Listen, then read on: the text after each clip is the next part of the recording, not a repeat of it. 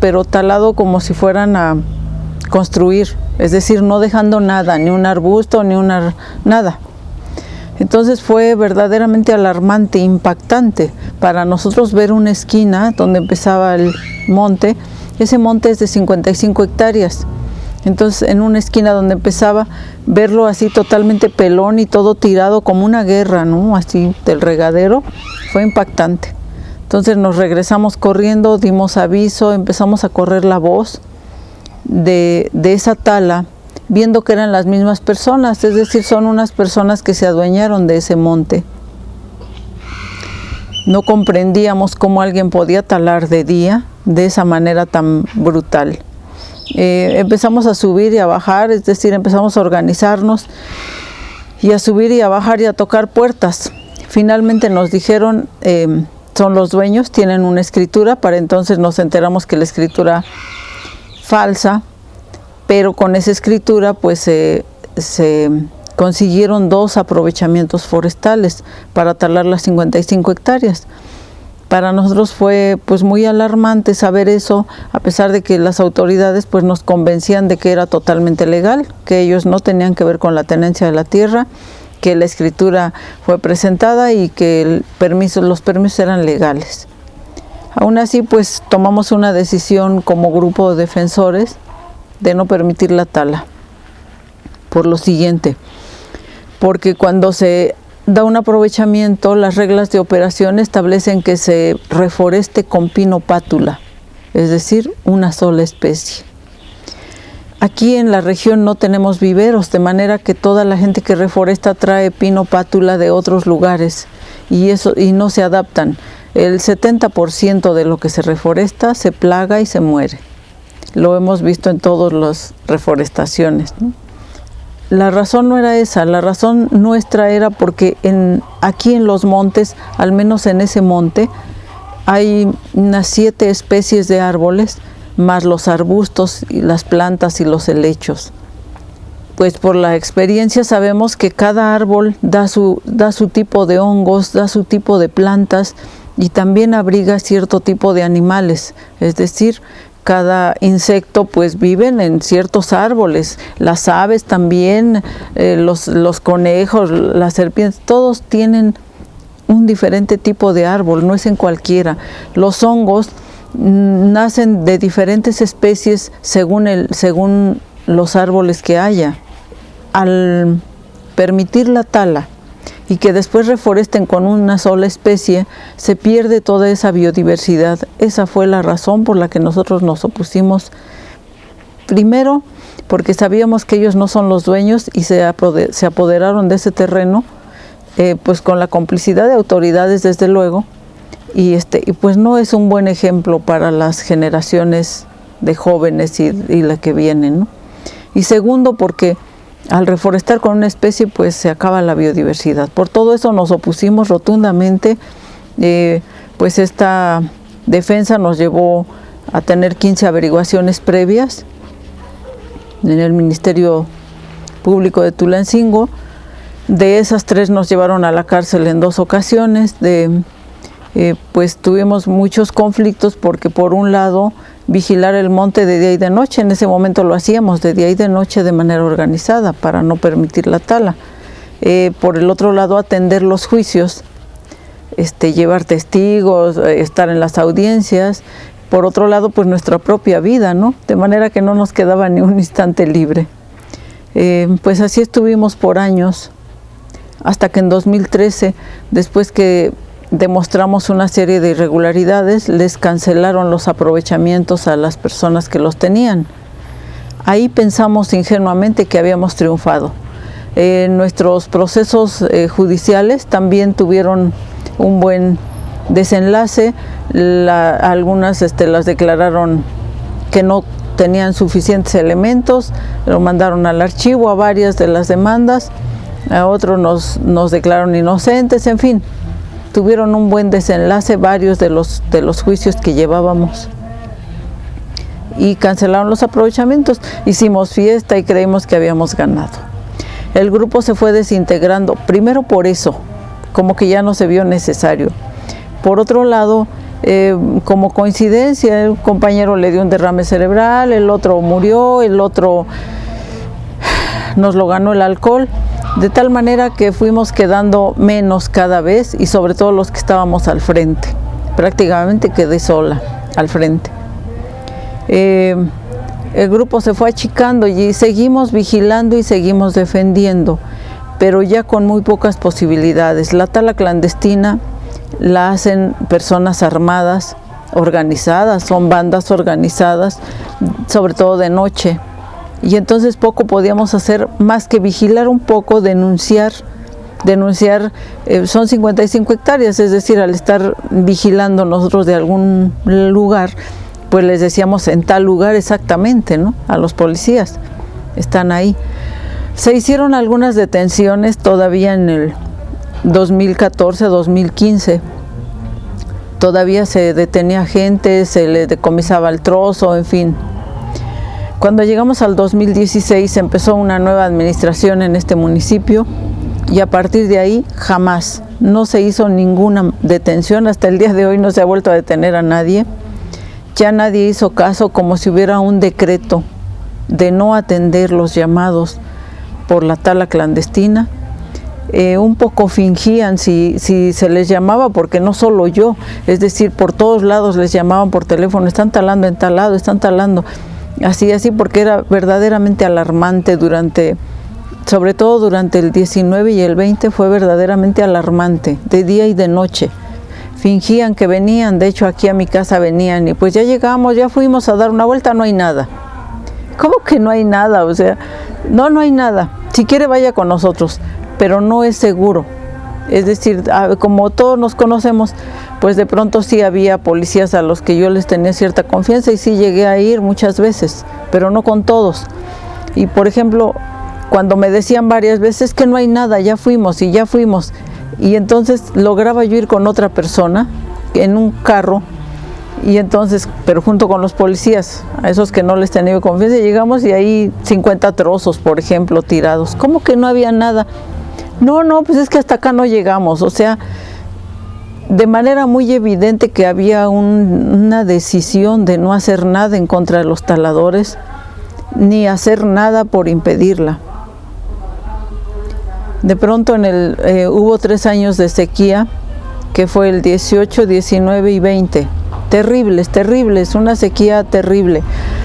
En este pueblo pues tenemos una buena cantidad de manantiales. Aquí en el propio centro tenemos al menos 8 manantiales y en las orillas pues por todos lados hay. Sin embargo, ese año se secaron todos los manantiales. Hay gente que tiene pozos así como ese pozo. El de nosotros no lo usamos, pero mucha gente tiene pozos. Ya sus pozos no alcanzaban a subir el agua a sus tinacos de tan poca que tenían. Y los que tenemos agua potable pues escaseaba mucho porque a cada rato caían árboles sobre la línea. El monte está en la parte baja, el agua la subimos con bomba a la parte más alta del pueblo, de ahí se distribuye. Sin embargo, al estar talando por todos lados, pues caían por un lado en la línea de alta tensión, por otro lado en la línea de la propia bomba, y en arreglarlo y eso 2 días, 3 días, a veces hasta una semana. Todo eso hizo que la gente se alarmara y que más gente se animara a defender. Y bueno, pues hubo un acuerdo que ahora sí vamos a sacar a los taladores y entre todos íbamos a limpiar el monte, porque aquello parecía una guerra. Es decir, nada más talaban diario, de día y de noche, todo el tiradero, porque los taladores se llevan nada más los mejores trozos y lo demás lo dejan tirado, como no les cuesta, ¿no? Entonces, pues vamos a limpiar el monte, se quedó en asamblea, vamos a reforestar y a cuidarlo para el futuro de los hijos. Sonó muy bonito, parecía la pura verdad.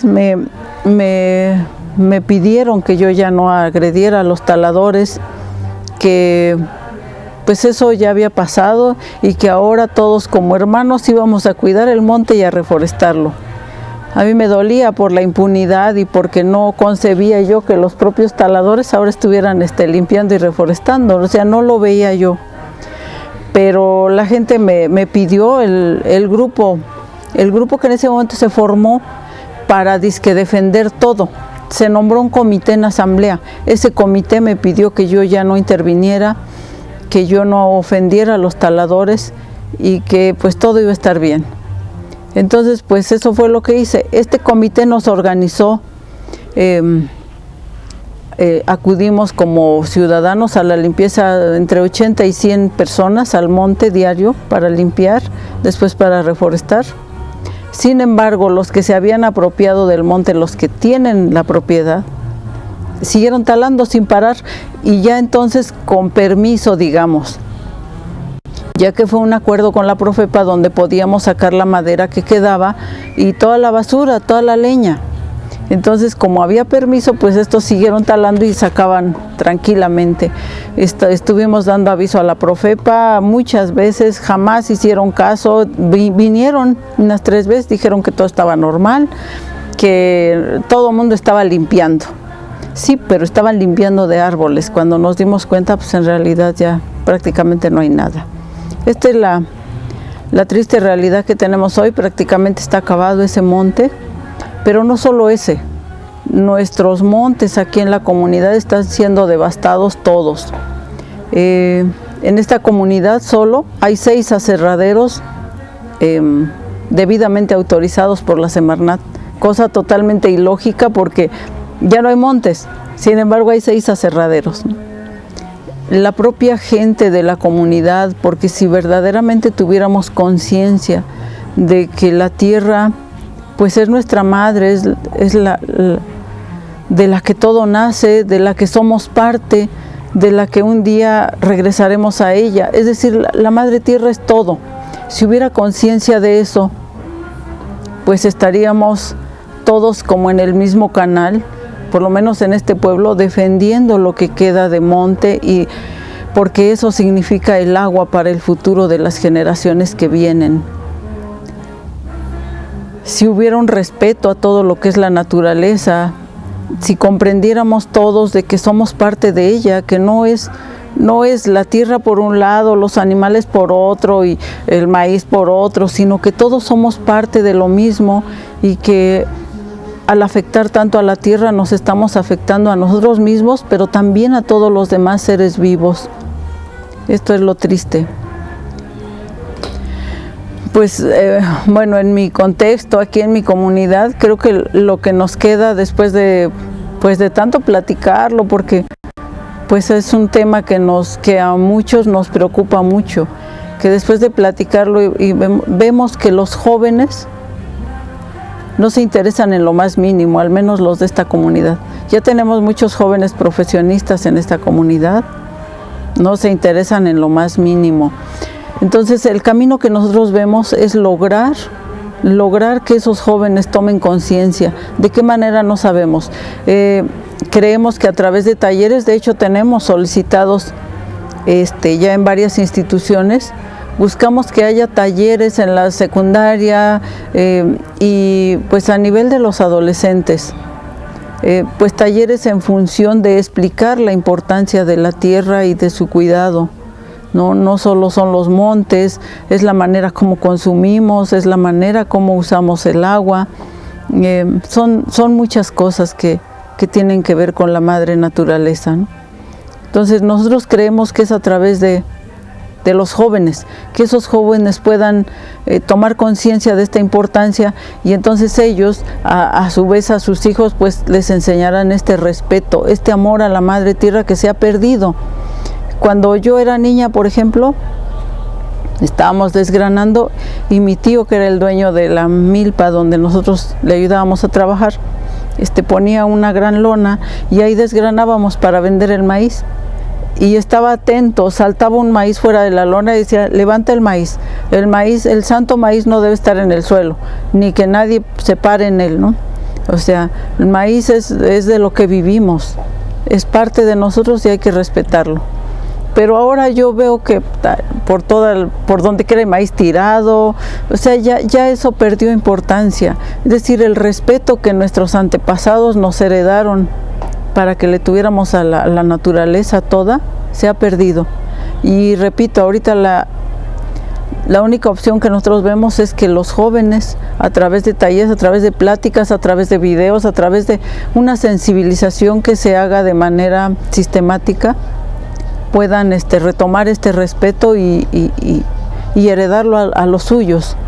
Ya los que vamos de salida ya nos vamos, y nos vamos con esta enorme tristeza de ver todo devastado. Y bueno, pues esto es lo que trae la pandemia, los ciclones, el huracán, todo lo que es parte de lo mismo, del desequilibrio que hemos generado en la madre tierra, ¿no? Durante todos estos años de defensa, desde 2007 a la fecha, pues han pasado muchas cosas. Y pues una de ellas fue que al ver que nuestro pueblo no se animaba, no se unía todo a la defensa como hubiéramos querido, pero también nos consolaba saber que en todas las cosas importantes pues siempre ha sido un pequeño grupo. Eso pues no nos desanimaba y continuamos. Pero sí queríamos que se sumara más gente, entonces pensamos que a través de otra cosa, y como en este pueblo se perdió el carnaval hace más de 60 años ahora, entonces pues decidimos rescatar el carnaval. Iniciamos con algo que le llamamos Agua, Monte y Carnaval. Es decir, para nosotros era el mismo proyecto, la defensa de la madre naturaleza y pues el carnaval, como nosotros lo entendemos.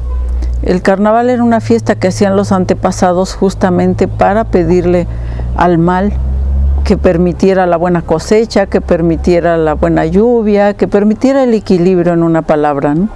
Y pues para eso se le danzaba y se le pedía.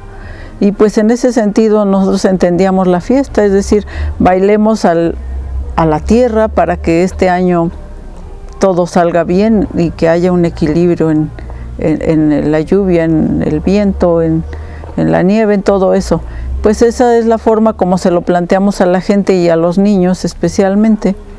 Y recuperamos el carnaval, lo hemos venido haciendo desde 2013 hasta 2020. En 2021 por la pandemia no, se hizo virtual solamente, y ahorita pues seguramente otra vez no, por la nueva ola que viene. Pero pues esto nos ha permitido tener un acercamiento especialmente con los niños. Tenemos un gran grupo de niños que está sensibilizado a la defensa de la naturaleza, al amor a la tierra, al amor a todo. Es decir, hemos trabajado en el sentido de pues no hay por qué tenerle miedo a las arañas, por ejemplo, o a las víboras, pues son parte de la naturaleza, y si uno va al monte y ve una víbora, pues es que ahí viven.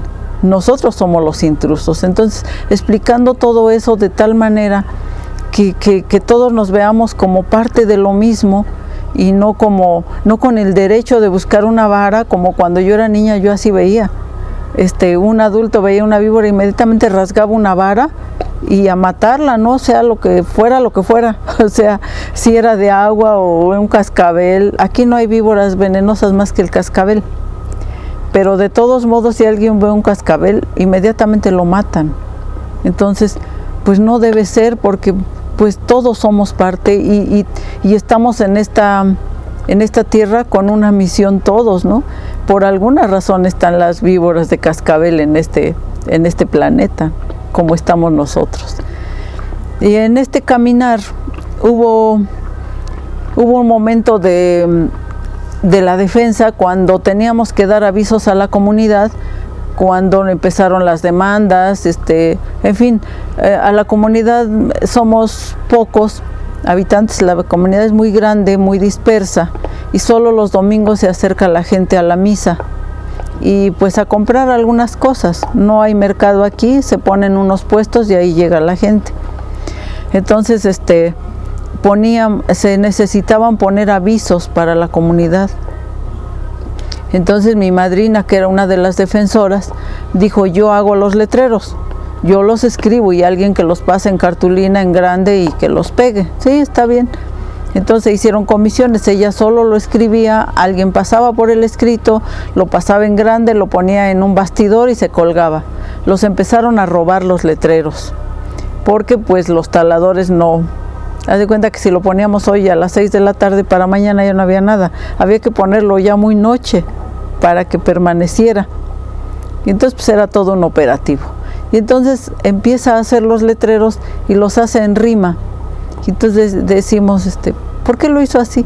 Pues para que se vea más bonito. Pero ¿cómo se le ocurrió? Pues así, me costó tantito trabajo, pero pues así. Y así fue haciendo todo lo que eran avisos, posteriormente ya fueron más cosas, y incluso ofender a los taladores, ¿no? Pues se ponían letreros para denunciarlos o decirles cosas. Todo en rima. Y yo lo empecé a guardar porque me llamaba la atención, no me quedaba muy claro qué, pero dije, no lo podemos tirar. Entonces ya alguien vino, me dijo, no, pues sí, debes capturarlos. No, pues no tengo computadora. Bueno, entonces alguien me prestó una máquina de escribir y los empecé a escribir y a guardar. Y ya con el tiempo algún grupo organizado de los que nos apoyaban me regaló una computadora viejita y ahí los empecé a capturar. Y mi madrina decía, ¿para qué? ¿Para qué guardas eso? Madrina, pues porque vamos a hacer un libro un día. ¿Cómo vamos a hacer un libro? No, yo no sé escribir, yo lo hago porque se necesita, pero no para que hagas un libro.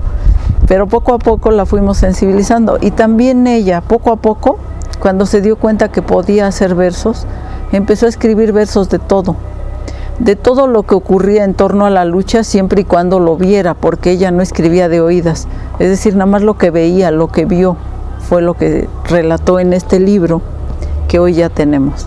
Entonces, empezó a escribir desde ciertos árboles que son, pues, sobresalientes para ella o fueron sobresalientes, desde acontecimientos en la comunidad, convivencias, fiestas, patronales. Empezó a escribir sobre todo y todo en rima. Empezamos a hacer rifas para tener recursos, sobre las rifas, en fin, sobre de todo lo que giraba en torno a la defensa. Ella empezó a escribir, y no solo, también incluso recetas antiguas, que ya cosas que no se hacen, en fin, relatar cómo era una casa. Antes aquí en mi pueblo todas las casas tradicionales eran de madera, de cierta forma, entonces ella empezó a relatar cómo era una casa, con los nombres de cada madera, cómo estaban acomodadas, cómo era el uso de esa casa, en qué lugar iba cada cosa, o sea, cosas bonitas. Entonces empezamos a guardar todo eso y finalmente logramos hacer este libro. Mi madrina ya murió, pero conoció el libro antes de morir, y pues ahora queda más que difundirlo con la ilusión de que pues gente sobre todo de aquí lo pueda leer y a través de su lectura pueda sensibilizarse en la necesidad de cuidar a la madre tierra.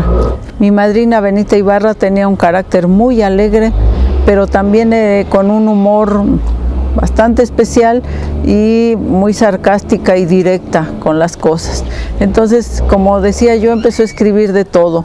Les voy a leer este versito, dice: ya no sabemos qué hacer con tantas barbaridades, nunca tenemos razón, dicen las autoridades. ¿Quieren robarse un terreno? Decimos que no hay derecho. Viene el señor presidente y dice que está bien hecho. Queremos reforestar los terrenos de la presa, pero vienen de Pachuca y dicen que eso es torpeza. Tendremos que acudir a San Quilmas Petatero para ver si nos ayuda con tanto pinche ratero, y también ver si de paso les quita lo atarantado a todos los del gobierno, y así asunto terminado.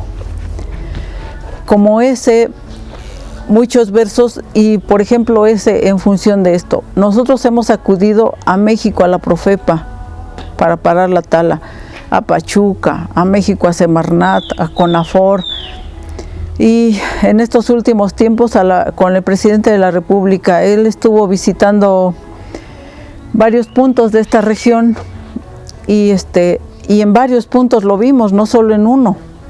En todos se le entregaron documentos en la mesa de atención que ponen, y en algún lugar en propia mano. Un documento explicando todo el antecedente, desde cuándo la tala, cómo, cuándo, pidiendo ayuda. Y pues es la hora que no recibimos ni siquiera ya me enteré, ¿no? Es decir, cero. Sabemos muy bien, nos queda bien claro que a este gobierno, como a ningún otro, su prioridad no es el medio ambiente. Es decir, el medio ambiente hasta ahorita creo que no le interesa a ningún gobierno del mundo, me atreveré yo a decir. Pero especialmente en Latinoamérica no hay ningún gobierno interesado en conservar el medio ambiente. Incluso ni políticos, ni menos empresarios, ni la iglesia. Hace tiempo el Papa Francisco sacó una encíclica, ¿no? En el 2000, como por el 2016 aproximadamente, una encíclica hablando de la Madre Tierra. Él la nombra como casa común e invoca a su cuidado, le pide a la gente, a los católicos, pues que le demos atención a la Madre Tierra y que la cuidemos.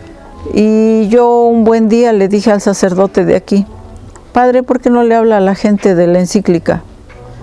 Y el padre es joven, ¿eh? Me dice: ¿cuál encíclica tú? Pues la que sacó el Papa Francisco hace poco, así. Ah, sí, cualquier ratito. Nunca. Entonces, los propios católicos, las amistades, así, a conocidos, allegados, yo les pregunto: oigan, ¿y qué opinan de la encíclica? ¿Cuál? O sea, nadie conoce, se dicen religiosos, sin embargo no saben ni lo que su iglesia está diciendo. Entonces, es triste la situación de que a nadie le interesa el medio ambiente, y a los pocos que nos interesa, pues somos insuficientes. Somos los, como quien dice, muy pocos, los mismos de siempre, y creo que nuestra palabra ya no es escuchada. Es decir, ya estamos muy vistos, pues lo digo por mí, ya no impactamos a nadie. Y pues solo queda, para mi punto de vista, pues solo queda seguir haciendo lo que uno cree correcto, es decir, defenderlo hasta el último momento, aún sin posibilidades, seguir hablando sobre esto, seguir tratando de seguir contagiando a la gente, a pesar de que se ve complicado. Sí voy a leer este verso que habla de un episodio de lucha, uno de tantos, pero pues mi intención es que vean cómo mi madrina logra dejar como un testimonio en verso de lo que fue aquello. Dice así: fueron de mucha tensión los primeros días de junio, nos pasamos la semana sufriendo nuestro infortunio. Reanudó la tala Pedro, formó con los negros grupo, es banda muy peligrosa, nosotros como con hipo. Empezamos con el lunes, salir no les permitimos, resistimos hasta el jueves y el viernes ya no pudimos. Nos sentimos derrotados, sufrimos de impotencia, como sin mucha esperanza fuimos a la presidencia. El presidente no estuvo, gritamos y amenazamos, con nuestros propios honores enseguida regresamos. Sorda fue la presidencia, se pensó en la carretera, cerrarla fue nuestra llave para abrir la gran perrera. Para hacernos entender, de gobernación llegaron, pidiendo diéramos tiempo, pero un chasco se llevaron. A Tulancingo querían fuéramos a negociar, y en su terreno nos tratan mal, nos querían linchar. A venir los obligamos a nuestra delegación. No querían los muy ladinos, cedieron con la presión. El lunes 8 a la 1 dijeron que aquí estarían. Como siempre quedan mal, pensamos no llegarían. La amenaza tuvo efecto. Llegaron los desgraciados y estuvieron los malditos como perros apaleados. Los tuvimos en un puño, el coraje desquitamos, a ver si les queda claro que nosotros no engañamos. Les hicimos prometer que represalias no habría y quedaron muy formales que nada nos pasaría. Los muy ladrones canallas al día siguiente supimos, los hipócritas fingieron y 2 demandas tuvimos. Después de todo este embrollo la madera se llevaron y las patrullas como siempre a salir los escoltaron. Volvemos a lo de siempre. Pedro siguió con la tala, nos valimos del ejército y no nos valió de nada. Y así como esto, quiero explicar un poquito esto. Fue una vez que encontramos un camión cargado de madera dentro del monte y tratamos de detenerlo, pero nos dimos cuenta que era la banda delictiva que se llama Los Negros, es una banda muy peligrosa, entonces mejor nos fuimos. Fuimos por la policía y regresamos, pero ya regresamos con mucha gente y la policía. Y entonces ya no pudieron salir, nos paramos en la única salida que había. Bueno, había otra, pero era un puentecito. Mientras nosotros llegamos ahí con ellos, con la gente y la policía, otros compañeros se fueron por la parte de abajo a tirar el puente. Entonces ya no les quedaba otra salida, más que esa donde estábamos. Ya no pudieron salir, ahí estuvimos tratando de que acudiera la Semarnat o la Profepa. Y la policía en ese, pues nos acompañaban, supuestamente esperando que llegara la Semarnat de la Profepa, y así pasó el lunes, y así pasó el martes, y el miércoles, y el jueves, y no llegaron. Y el jueves por la tarde la policía se retiró. Entonces nos quedamos solos y nos tuvimos que retirar también, pero ya se había hecho una zanja, y entonces no podían sacar de todos modos la madera. Entonces el viernes nos fuimos a ver al presidente y resulta de que el presidente no estaba. Le decimos que sí, que venga por favor inmediatamente a Zacacuautla, porque si no cerraremos la carretera. Y no vino y la cerramos. Y llegaron los de Gobernación para que la abriéramos, no aceptamos, claro, después de varias horas. Y en eso nos avisan que cerraron la zanja y que la policía está escoltando el camión cargado, la propia policía. Entonces la gente se indigna, para entonces habríamos mucha gente en la carretera, mucha. La gente se indigna y decidimos que se vaya. En ese momento yo era la delegada de esta comunidad, la primer delegada, y el segundo era un compañero hombre. Entonces se decide que mi compañero delegado se fuera con puras mujeres para abajo, para evitar el peligro del enfrentamiento entre hombres, y que yo me quedara acá con los puros hombres siguiendo con la carretera cerrada. Entonces así se hace, se van y les quitan la patrulla a los policías, es decir, no pudieron detener el camión, pero les quitan la patrulla a los policías y se la traen para el pueblo. Entonces ya con la patrulla en la mano fue que negociamos con Gobernación que vendría Semarnat, Profepa, la Presidencia, CONAFOR, todos el día lunes. Fue por eso que se logra firmar una minuta sobre la carretera donde se asienta el compromiso de que vendrían. Y el lunes efectivamente llegaron, el auditorio lleno, la misma gente de la comunidad cerró con llave el auditorio y dijeron: de aquí nadie se va hasta que se resuelva esto. En teoría se resolvió, prometieron no tomar represalias y efectivamente nos demandaron por el robo de la patrulla, en fin, todo eso, y esto es lo que mi madrina trató de relatar en estos versos. Y así como eso, pues fue relatando lo que ella vivió, porque había, por ejemplo, las guardias que se hacían de noche, pues ella no iba, obviamente ella tenía en ese momento más de 80 años, y pues lo que le contábamos decía: es que de oídas no puedo, tengo que verlo. Pero sí quedó en este libro pues una historia que, leyéndolo todo y con calma, uno se da idea de cuál fue la lucha y pues cuál era el gran amor que ella y pues varios de nosotros le tenemos a la Madre Tierra. Pues no me queda más que agradecer la entrevista, agradecer a Adolfo esta entrevista, y pues seguramente pude haber dicho cosas más importantes. También pues nos falta experiencia para estas cosas, pero pues sí decir que el amor que le tenemos a la tierra es infinito y que seguiremos hasta el último momento, los que quedemos, defendiendo lo que queda, denunciando y defendiendo como podamos lo que queda, porque llegará el momento en que las generaciones que vienen se van a preguntar qué hicimos los que pudimos hacer algo todavía. En este momento pocos ríos quedan, pocos manantiales, pero cuando niños que no han nacido estén, se preguntarán qué hicimos los adultos, y pues por eso es que no debemos dejar de hacer lo que se pueda. Pues agradezco la posibilidad de decir mi palabra. Muchas gracias.